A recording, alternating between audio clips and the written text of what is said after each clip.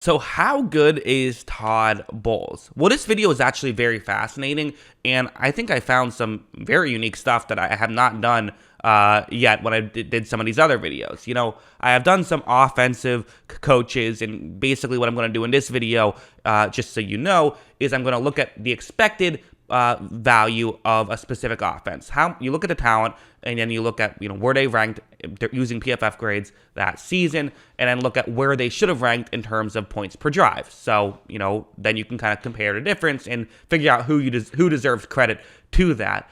But typically there were small differences. Oh, your team should have had 2 points per drive, but they actually had 2.1 points per drive. Okay, great work. For Todd Bowles, it was a huge difference in certain situations. So let's just jump into the chart, and this will probably be the best way to really talk about this. So this is the chart, and I got to explain what you're looking at. So let's use the top column just for the explanation of what this chart is. So for the 2021 Buccaneers, EPPD stands for expected points per drive. So their expected points per drive above average should have been 0.15 based on the talent around them. And again, I have a whole algorithm deciding this stuff. I've explained that in previous videos. So if you want to check that out, maybe you could search around for that. The next column is actual points per drive. So just actual points per drive above league average that year. So it was 0.21, meaning the diff, which is differential. I'm sure you could have figured that one out on your own. That means that the differential was 0.06 points per drive above average. So listen, there's some difference in that usually is enough for it to change a couple of spots in your rankings. So while it seems small, keep in mind that usually, we're talking about a 1.5 to 2 point swing from the best teams in the league and the worst teams in the league. So that little difference, it matters. It's not massive though. And in fact, you look at his tenure with the Buccaneers, and it hasn't been overly massive. The differential in 2020 was just 0.06, and there was no differential in 2019 or in 2018, his last year with the Jets. And worth noting as well, I know it can be a little bit tricky because you might be wondering, shouldn't plus points actually be bad because you're a defensive-minded coach? Plus means good. I could have done it a different way, but I just decided plus is going to mean good for each one of these situations. You want a positive differential. The positive differential is how many points did you save per drive, basically is the way to look at that. Again, maybe a little bit confusing, but that's the way I did it. So plus is good, minus is bad. That's how it works.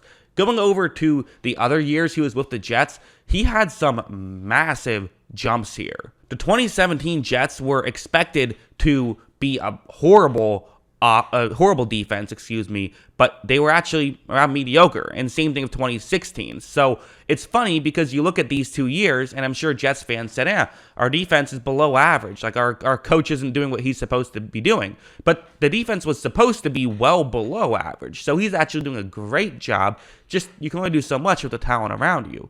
2015 is another interesting one where the team was supposed to be below average. They ended up being well above average. His crowning achievement has to be 2014, when his team was expected to be, again, well below average, but actually ended up being significantly above average, which is a huge difference from 0.67 to plus 0.39. I mean, that's over a point per drive difference. That is absolutely massive. Just to put that into perspective, the Jets last year had the worst defense in football statistically. So, as the more things change, the more they stay the same.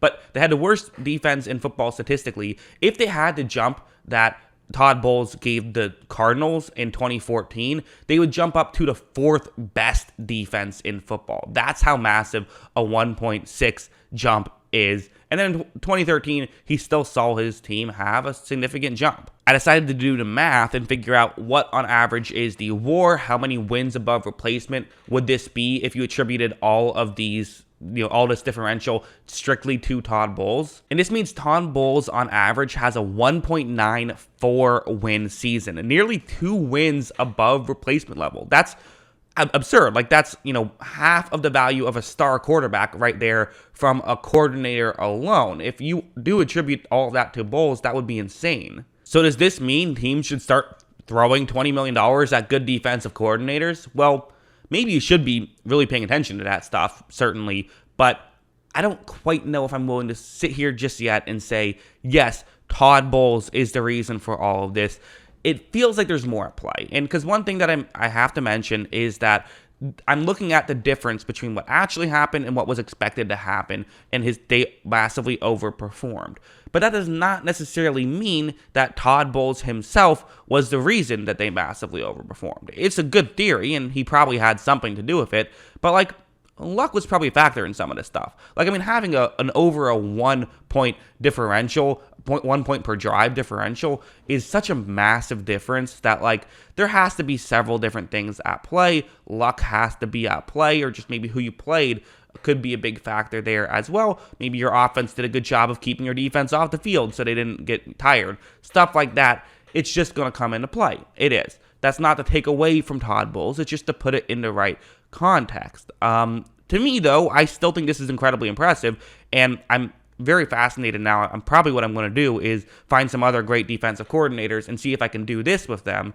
And if I can, well, then I think we've kind of maybe found a market inefficiency, perhaps, of it might be worth it to overpay for a, quote unquote overpay for a good defensive coordinator to keep them there. If you like a Vic Fangio is another guy who comes to mind, of someone who had a lot of success before being a head coach. Maybe, if you have Todd Bowles, who's now about to be a head coach, if you're the Buccaneers, that's why you promote Todd Bowles instead of Byron Leftwich, because offensive coordinators don't change the game as much. It's typically a talent-driven situation with offensive coordinators. But with defensive coordinators, perhaps it's more about coaching than about defense, which I feel like can check out. I mean, we've all seen situations where you're watching a football game and you're like, oh, that coaching decision just did not give them a chance. One of the first ones that popped in my mind was actually a Todd Bowles decision, right?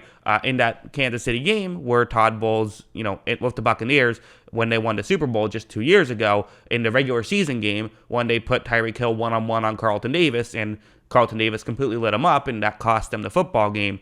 Decisions like that can win you or lose you football games. So it does kind of make some sense that when Todd Bowles then in the Super Bowl changed the scheme, the Chiefs went from being able to move the ball at will to not being able to move the ball at all. That's kind of, I think an interesting aspect here, and maybe also why someone like Bill Belichick can win so many Super Bowls and have so many success. He gets the great quarterback, and then he works on the defense, and that's part of what makes it work, is you get added value there, and it doesn't count against the salary cap to pay, a defensive coordinator. So because of that, it's fascinating. Now, again, it's only one guy, so I can't, that's too many conclusions to jump to just quite yet with a one-person sample size.